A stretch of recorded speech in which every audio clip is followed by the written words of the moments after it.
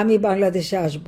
হ্যাঁ, ফাঁসি দিয়েছিলাম জানি, আসবো, তবে তারেক ক্ষমতা এসেছে, তার রাষ্ট্র পরিচালনাটা একটু দেশবাসী দেখুক। যাদেরকে এত আহ্লাদ করে নিয়ে আসলো এক বিশ্ব বাটপার, সেখানে দেখলো কেমন চালায়, আর এরা দেখুক কেমন চালায়, সেটা একটু দেখতে হবে তো মানুষকে। কিন্তু আমাদের যত নেতা কর্মীকে হত্যা করেছে, বাড়িঘর লুটপাট করেছে, মেয়েদের উপরে নির্যাতন করেছে, যেহেতু হাত গেছে, পা গেছে, চোখ গেছে, তাদেরকে মেরে ঝুলেছে। 2 দিন আগেও আমার ছাত্রলীগের এক ছেলেকে মেরে বাবিতে ঝুলিয়ে রেখেছে, সেই মহেশখালী পুরোহিত থেকে মেরে আগুন দিয়ে পুড়িয়েছে। এই সমস্ত অপকর্ম যারা করেছে, আপনার ঘর যারা ভেঙেছে, আপনার উপরে যারা অত্যাচার করেছে এবং যারা মিথ্যা মামলা দিয়েছে, প্রত্যেকের খবর নেন, নাম তালিকা রাখেন। এই মিথ্যা মামলা টিকবে না, এটা নিয়ে ভয় পাওয়ার কিচ্ছু নেই। আজকে কারাগারে আমাদের অগণিত নেতা কর্মীর উপরে চরম নির্যাতন চলছে, চরম ভাবে নির্যাতন চলছে। এই নির্যাতন বন্ধ করতে হবে, সকল রাজবন্দীদের মুক্তি দিতে হবে। চারিদিকে সোচ্চার করেন যে রাজবন্দীদের মুক্তি চাই, মিথ্যা মামলা প্রত্যাহার করো, আর যারা হত্যাকারী তাদের বিচার করতে হবে। এবং সেটা এরা যদি করতে না পারে, ইনশাল্লাহ আমরা করবো, একদিন আমরা করবোই। কাজে সেইভাবে নিজেদেরকে তৈরি করেন, সংগঠন শক্তিশালী করেন, মানুষের কাছে যান। মানুষ খুব কষ্টে আছে, সেই যে এই সমস্ত মানুষ এখন যেখানে কোনো ক্ষুধা দারিদ্র ছিল না, আজকে সেই মানুষ, আজকে ক্ষুধার্ত দারিদ্রের কষাঘাতে জর্জরিত কর্মহীন তরুণ সমাজ, শিক্ষার পরিবেশ নাই, সেটাও ধ্বংস করেছে। আমাদের আওয়ামী লীগ করে দেখে, যুবলীগ করে দেখে হাজার হাজার ছেলে মেয়েকে পড়াশোনা করতে দেয় না। আমি তাদের বলবো, ভয়ের কিছু নাই। ওরকম 1 বছর 2 বছর চলে যায়, কিন্তু তারপরে আবার পড়াশোনা করা যায় এবং তারা আবার পড়াশোনা করবে, সার্টিফিকেট আবার দেওয়া হবে, নিশ্চয়ই আবার দিন ফিরে আসবে। যারা চাকরি হারিয়েছে তাদের চাকরিতে আবার পুনর্বাসন করা হবে।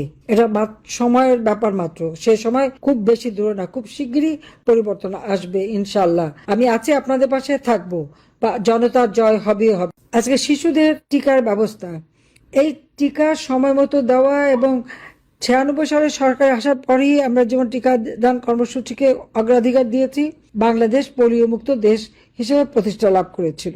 আর সেই সঙ্গে সঙ্গে যে অন্যান্য হুপিং কফ, ডিপথেরিয়া থেকে শুরু করে, মানে যেগুলি সাধারণভাবে হয়ে থাকে, যেমন টিটিনাস, তারপরে ওই হেপাটাইটিস বি, তাছাড়া মেনিনজাইটিস, এই সব ধরনের টিকা কিন্তু আমরা সবগুলি একসাথে, এই 5টা একই জায়গায় নিয়ে এসে একই সাথে শিশুদের দিতাম, তাদের জন্য না হয়। তাছাড়া মিজেলস, এই টিকাটাও আমরা নিয়মিত দেওয়া শুরু করলাম।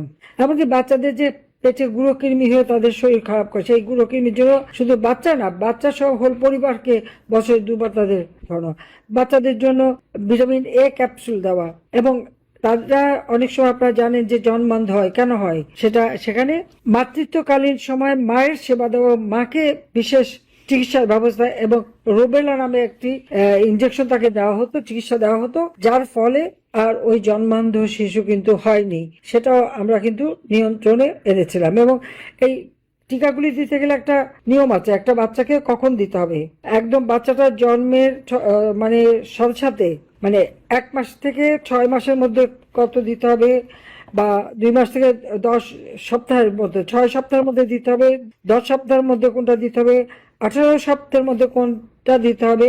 যেমন নিউমোনিয়া, ব্যাকটেরিয়াল মেনিনজাইটিস, সেটা কিন্তু বছরে, মানে বাচ্চাটা হবার সাথে সাথে তার 6 সপ্তাহে প্রথম ডোজ, 10 সপ্তাহে দ্বিতীয় ডোজ, আর 18 সপ্তাহে তৃতীয় ডোজ দিলে আর কখনো সে মেনিনজাইটিসে ভুগবে না।